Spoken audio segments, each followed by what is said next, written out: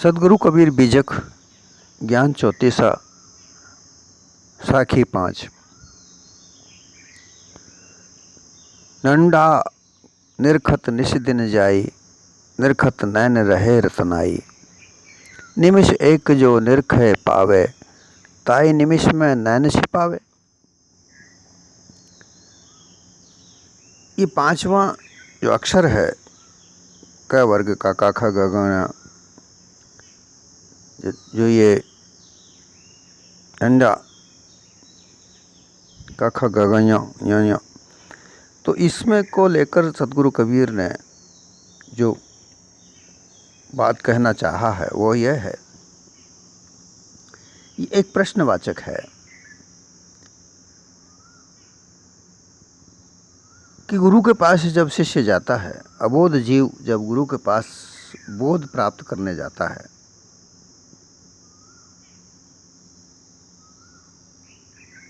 क्योंकि बोध दाता गुरु होते हैं और बोध प्राप्त करने वाला शिष्य होता है। गुरु जागृत होते हैं और शिष्य जागृत नहीं होता है। जागृत गफलत जीव को जागृत करते हैं। कहा है, शिष्य वही जो बोध ले, गुरु वही जो दे बोध। लेन देन के खेल में पड़े अगम की शोध। गुरु और शिष्य का यही एक संपर्क होता है, एक रिश्ता होता है, वरना गुरु किसी का रिश्तेदार नहीं होता, ना वो किसी का पिता होता है, ना किसी का भाई होता है, ना किसी का चाचा होता है, ताऊ होता है, मामा नाना कुछ भी नहीं होता। सांसारिक रिश्ते में वह कुछ नहीं है। एक गुरु शिष्य का भाव होता है। गुरु के लिए शिष्य पुत्र के समान ही है और शिष्य के लिए गुरु एक पिता के समान ही है जो बोधदाता है।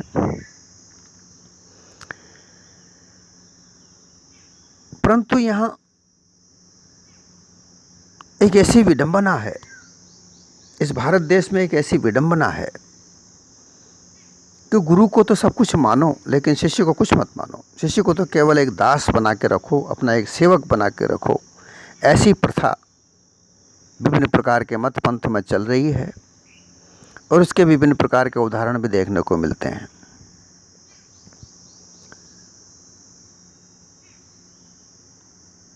इलाहाबाद में जब कुंभ पिछली बार हुआ था, उसमें एक लड़के ने अपनी आप बीती बताई थी, वो मीडिया पर आया था।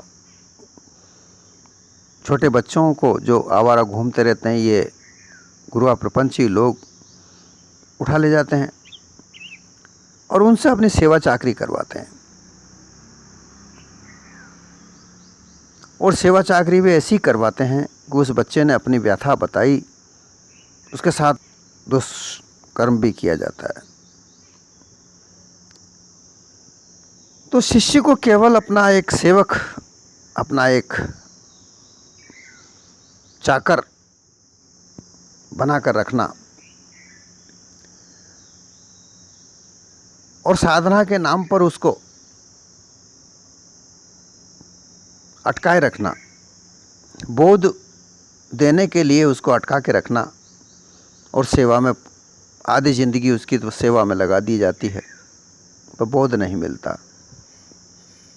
यही व्यथा इस साखी में शिष्य गुरु से कहता है और वही जो शिष्य की जो व्यथा दुख है वही इसमें वृत्तांत दिया गया है, इसको समझाया गया है। जो अबोध जीव है जो गुरु के पास जाता है, वो यहाँ प्रश्न खड़ा कर रहा है कि हे गुरुदेव, शास्त्र और मुद्रा, योगी गुरु मुद्राओं के द्वारा उसका सर्वप्रथम योग में प्रवेश करवाते हैं और ब्रह्मज्ञानी लोग शास्त्रों का अध्ययन करवाते हैं। तो शास्त्र और मुद्रा उनमें लगाते हैं। जैसे योगी 5 मुद्राओं को बताते हैं, 5 मुद्राएं 5 तत्वों को साधने के लिए बताते हैं। नाक से वायु, कान से शब्द, आँख से रूप। इन मुद्राओं को साधने के लिए खेचरी, गुजरी, चांचरी, अगम, अगोचरी, ये मुद्राओं को साधने के लिए लगाते हैं। विभिन्न प्रकार की मुद्राओं को लगाते हैं, जो कि मैंने पिछले वीडियो में दर्शाया था।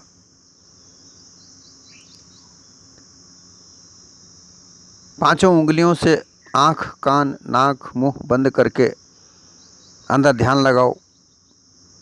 नाक के आगे 4 अंगुल आगे ध्यान लगाओ। मुंह के अंदर जीभ को उल्टा कर गगन में ध्यान लगाओ। दोनों आँखों के बीच में जो भवें हैं उनके बीच में ध्यान लगाओ। आग पलकें ऊपर, आधी पलकें खोल के ऊपर भवों के बीच में ध्यान लगाओ। ये सिद्धियां योगी लोग करते हैं। फिर लिंग की शुद्धि करते हैं, गुदा की शुद्धि करते हैं।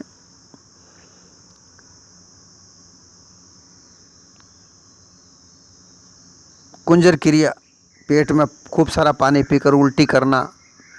नाक में एक सब नरम धागे की एक डोरी बनाना, नाक के छिद्रों को साफ करना। एक पूरी मलमल की नरम धोती गर्म कप पानी में भिगोकर उसको गूदे में डालना, फिर वापस खींचना। 1.25 हाथ का मलमल का मुलायम कपड़ा मुंह में निगलना, फिर उसको वापस खींचना। लिंग से पानी खींचना, फिर दूध खींचना, फिर शहद खींचना, फिर पारा खींचना। ये इस तरीके की क्रियाएं योगी जो है अपने शिष्य को बताते हैं।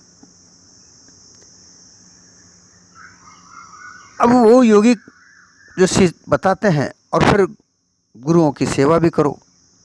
गुरु के पैर दबाना, गुरु के लिए रोटी बनाना, गुरु के लिए नहलाना, धुलाना, लकड़ी लाना, बिस्तर करना। रात में गुरु शिष्यों के साथ व्यभिचार भी करते हैं, ऐसा सामने भी आता है।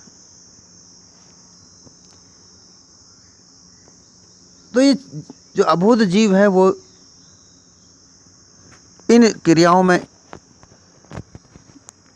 और ब्रह्मज्ञानी लोग 6 शास्त्रों का, वेदों का, पुराणों का, उपनिषदों का अध्ययन करने को कहते हैं।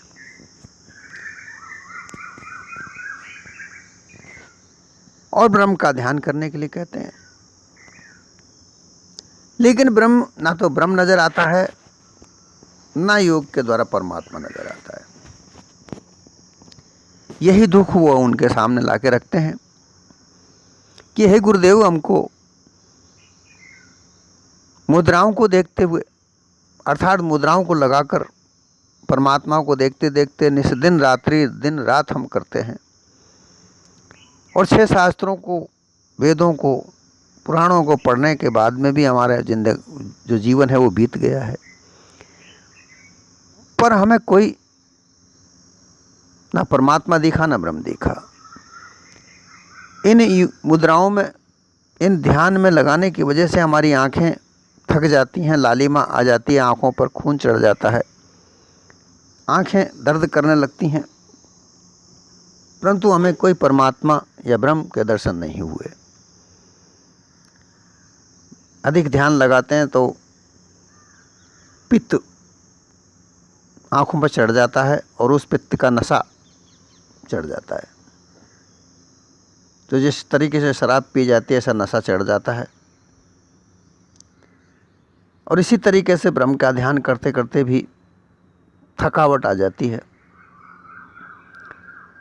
परंतु ना तो कोई ब्रह्म दिखता है, ना ही परमात्मा दिखता है। तो वो आकर के अपने गुरु से कहते हैं कि हे गुरुदेव, हमने इतना इतना ध्यान किया, इतना इतना शास्त्र पढ़ा, लेकिन हमें कोई ब्रह्म नहीं दिखा। रिद्धि सिद्धि प्राप्त करने के लिए हमने जो जो आपने बताई वही प्रक्रियाएं की, लेकिन हमें ना रिद्धि प्राप्त हुई ना सिद्धि प्राप्त हुई। अब बताइए हम क्या करें, क्या पूरा जीवन ऐसे ही बिता दें? अब ऐसे जीवन में क्या होता है, इसी जगह पर पाखंड जन्म देता है। गुरु पल्ला झाड़ लेते हैं। गुरु कहते हैं कि इसमें चूक तुम्हारी ही है, तुम गलती करते हो, हमारा कोई दोष नहीं है। हमने तुमको जो विधि बताई है, हमने उसी विधि से हमने प्राप्त किया है। अब गुरु ने क्या प्राप्त किया है वो गुरु के पास ही है, वो जान, क्या पता उसने प्राप्त किया भी है कि नहीं किया है। परंतु शिष्य से कह रहा है हमने तो ऐसा प्राप्त किया है, जैसा विधि हमने तो हमारे गुरु ने बताई वैसी हमने तुमको बता दी। अब तुम्हारी चूक है, तुम कैसे कर रहे हो कैसे नहीं कर रहे हो ये तुम जानो। अगर एक निमिष भी चूक जाओगे तो तुमको नहीं प्राप्त होगा। अर्थात जो समय दर्शन देने का आता है उस वक्त तुम उस मुद्राओं को हटा लेते हो, तो वो समय आते आते, जैसे दर्शन देने का जो समय आता है उस वक्त तुम थक जाते हो, मुद्राएं हटा लेते हो, अपना अभ्यास त्याग देते हो, अर्थात फिर वो समय निकल जाता है। फिर दोबारा नए सिरे से शुरू करो।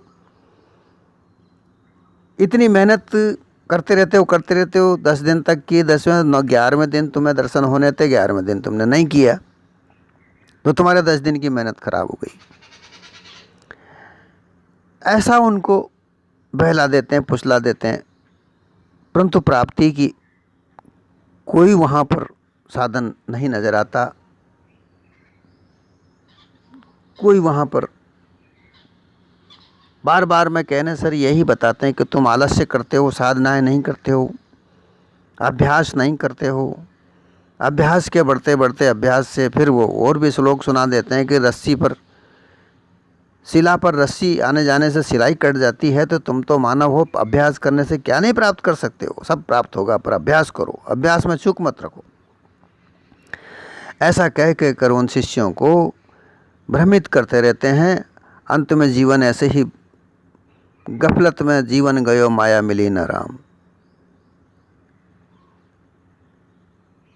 तो सदगुरु यहाँ ये कहते हैं कि इन भ्रमिक गुरुओं के वजह से तुम्हें ना तो परमात्मा के दर्शन हुए ना ब्रह्म के दर्शन हुए, क्योंकि जो तुम्हें साधनाएं बताई गई उनसे तुम्हारे गुरु को भी कुछ प्राप्त नहीं हुआ है।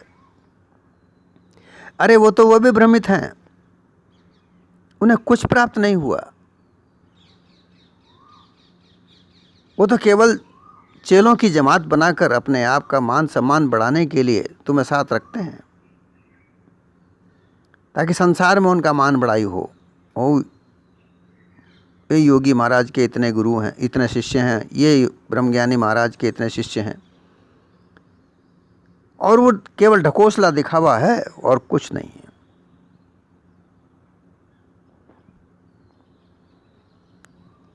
ना उनको कुछ प्राप्त हुआ, ना वो तुम्हें प्राप्त करा सकते हैं।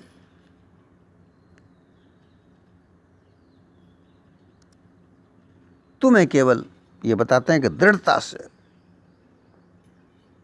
श्रद्धा से गुरु की सेवा करो और अभ्यास करो। वो केवल तुम्हें लगाए रखते हैं। अब इस जीवन में जीने के लिए, मानव जीवन मिला है, इस मानव को जीवन के लिए काल्पनिकता की आवश्यकता नहीं है, कल्पना की आवश्यकता नहीं है। यहाँ तो सत्य यथार्थ जीवन में काम आता है। जिस तरीके से स्कूल से लगाकर कॉलेज तक बच्चा पढ़ता है तो उसको डिग्री प्राप्त होती है। वह डिग्री प्राप्त होने के बाद उसको, वो डिग्री बताने के बाद उसको नौकरी चाकरी, और उसे इतना ज्ञान प्राप्त हो जाता है कि वह कोई बिजनेस कर सकता है, व्यापार कर सकता है, काम धंधा कर सकता है। परंतु यहाँ इन गुरुओं के प्रपंच में फंसकर इनके साथ जीवन बिताने पर कुछ प्राप्त नहीं होता। और फिर इसी जगह से जब शिष्य को कुछ प्राप्त नहीं होता निराशा ही हाथ लगती है तो फिर वो गुरुओं के विरोध में जाते हैं।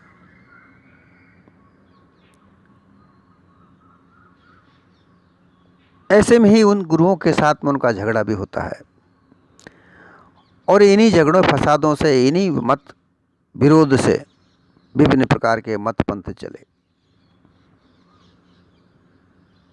आज हजारों की तादाद में मत पंथ धर्म चल रहे हैं। वो उनका कारण यही है कि वो गुरु अपने शिष्य को कुछ सामर्थ्यता नहीं दे पाए, वो उनके प्रश्नों का उत्तर संतुष्ट पूर्वक नहीं दे पाए।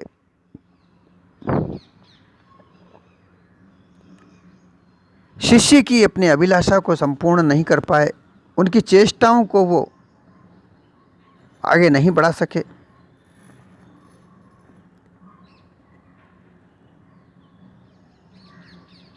इस भारत में जब वेद नहीं थे, समता मूलक समाज था, ना जाति थी, ना पाति थी, ना ऊंच नीच, कुछ नहीं था।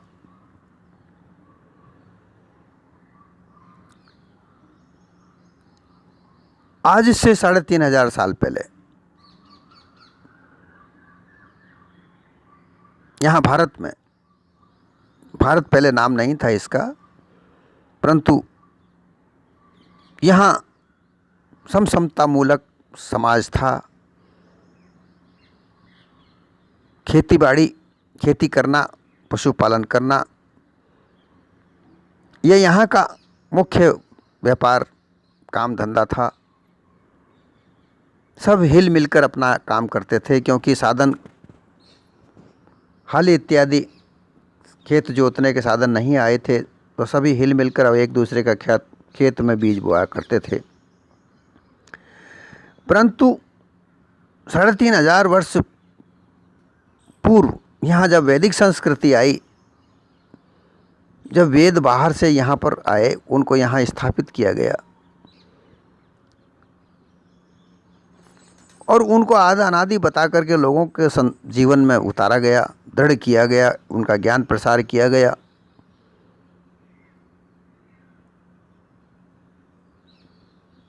सर्वप्रथम ऋग्वेद सर्वप्रथम पुराना है, उसमें 5 देवताओं की आराधना प्रार्थना है और कुछ कहानियां हैं। अगली पिछली कहानियां डाल रखी हैं, कैसे इंद्र ने किसको मारा, कैसे युद्ध जीता, यज्ञ करने की क्या विधि है, अग्नि, वायु, जल, पृथ्वी, इनकी आराधना प्रार्थनाएं उनमें हैं और वो यहाँ पर करने लगे, जिनमें गाय का मांस, घोड़े का मांस, मानव का मांस ये काट कर होम किया जाने लगा। इस विधि को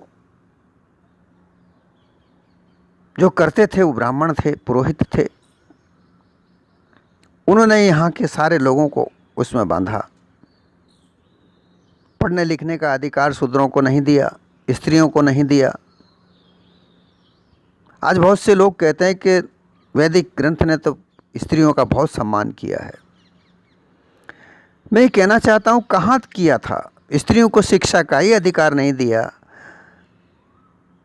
ब्राह्मण ने स्त्री को जनेऊ धारण नहीं कराया, उसको जनेऊ धारण करने का कोई अधिकार नहीं दिया और शिक्षा ग्रहण वही कर सकता था जो जनेऊ धारण करता था।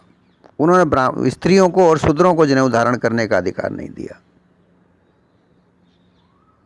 ब्राह्मण, क्षत्रिय और वैश्य, इनको जनेऊ धारण करने का अधिकार दिया और शिक्षा वही ग्रहण कर सकते थे जो जनेऊ धारण करते थे।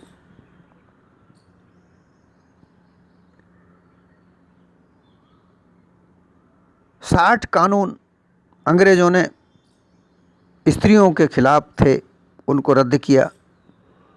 12 वर्ष की उम्र में लड़की की शादी कर दी जाती थी जो यौन संबंध के लिए तैयार नहीं होती थी, जिससे लड़कियां विकलांग तक हो जाया करती थीं। ऐसी दुर्दांत स्त्रियों के जीवन से निजात अंग्रेजों ने दिलाई, भीमराव अंबेडकर ने दिलाई। परंतु जो अंधे भक्त हैं, वेद वेदांत कि पढ़ने वाले ना समझने वाले, क्योंकि वेद वेदांत को लिखने वाले ब्राह्मण, व्याख्या करने वाले ब्राह्मण, समझाने वाले ब्राह्मण, वो जो कहें यही सही मानते रहे, हजारों साल से यही चलता आ रहा है। उनका विरोध हुआ, अपने अपने शिष्यों ने अपने अपने गुरुओं का विरोध किया, अपने अपने मन मर्जी से विभिन्न प्रकार के मत स्थापित करके अपना अपना पंथ आगे बढ़ाया। वैदिक और अवैदिक दो भागों में बंटकर जो धर्म सामने आए, जो अवैदिक धर्म है वो जैन धर्म है, बौद्ध धर्म है। वैदिक धर्मों में हिंदू धर्म है। फिर एक ईश्वरवाद जो धर्म है वो इस्लाम है, ईसाई है, यहूदी है। वैदिक धर्म तो कई ईश्वर हैं, इसमें तो कितने ही प्रकार के ईश्वरों की कोई गणना नहीं है। 33 करोड़ तो देवी देवता बताए गए हैं। एक मत इसमें नहीं है। जो भारत में जिस प्रकार से धर्म के आधार पर जो मत पंथ का निर्माण हुआ, इनमें एक मत नहीं है। और जब तक एक मत नहीं हो जाता तब तक मानव कल्याण नहीं है। संशय का जीवन बीता रहता है। संशयपूर्ण जीवन से मानव कहीं का नहीं रहता।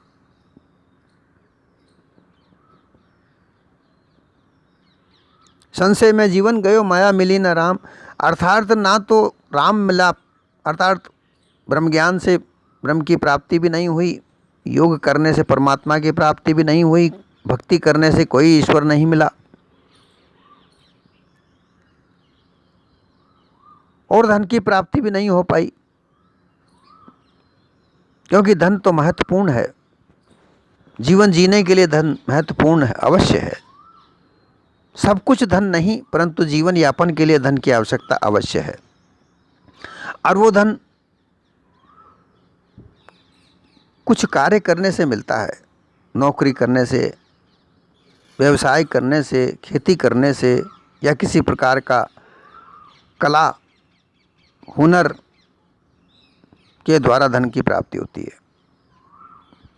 और उस धन से अपने मानव का जीवन चलता है।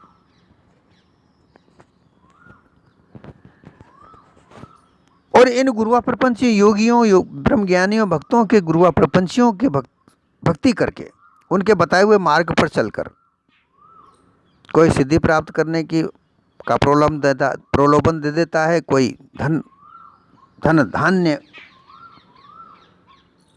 का प्रलोभन देता है, रिद्धि सिद्धि का प्रलोभन देता है,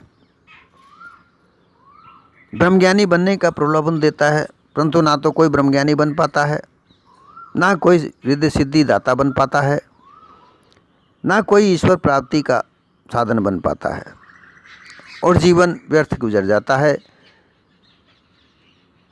और जब गृहस्थ में जाता है, जब उसका विवाह होता है और वह गृहस्थ जीवन में प्रवेश करता है, आगे बढ़ता है, सुंदर स्त्री उसको प्राप्त होती है, उसके भोग में वो भूल जाता है, फिर बच्चे पैदा होते हैं, उन बच्चों का लालन पालन। गृहस्थी का जीवन धन के बगैर नहीं चलता। अब धन कमाने का तरीका तो सीखा ही नहीं। हम तो गुरुआ प्रपंचियों के प्रलोभन में आकर रिद्धि सिद्धि के द्वारा धन कमाना चाहते थे, योग सिद्धि के द्वारा धन कमाना चाहते थे, ईश्वर की भक्ति के द्वारा धन कमाना चाहते थे। लेकिन हाँ, कमा रहे हैं। कौन कमा रहे हैं? वो पुरोहित पंडे। और उन्होंने ये जो मत पंथ चलाए वो केवल उन्हीं के लिए चलाए, तुम्हारे लिए नहीं। तुम तो उनकी सेवा करते रहो, उनकी चाकरी करते रहो, उनको उनके लिए धन बटोर कर उनके सेवा में देते रहो, चाकरी करते रहो उनकी। और तुमको नकारा भी घोषित कर दिया, तुम्हारा जीवन नकारा भी बना दिया। तुम किसी काम को नहीं कर सकते, किसी नौकरी को नहीं कर सकते। तुम्हारे शरीर में आलस उपजा दिया, और उस आलस के कारण तुम कुछ काम नहीं कर सके। इसलिए सद्गुरु कहते हैं कि इन छल कपट प्रपंच में से निकलकर मानव अपने मानव जीवन को समझे, अपनी जवाबदारियों को समझे, जिम्मेदारियों को समझे। मानव किसी का पुत्र है, किसी का पिता है, किसी का पति है, स्त्री किसी की माता है, किसी की बहन है और किसी की पत्नी है। ये जो जिम्मेदारियां हैं, ये निभाने के लिए, अपने अपने कर्तव्यों का निर्वाह करने के लिए मानव जीवन में आने वाले जो सदाचार हैं, व्यवहार हैं, उनको सीखना किसी सिद्धि के बराबर है, सिद्धि से कम नहीं है।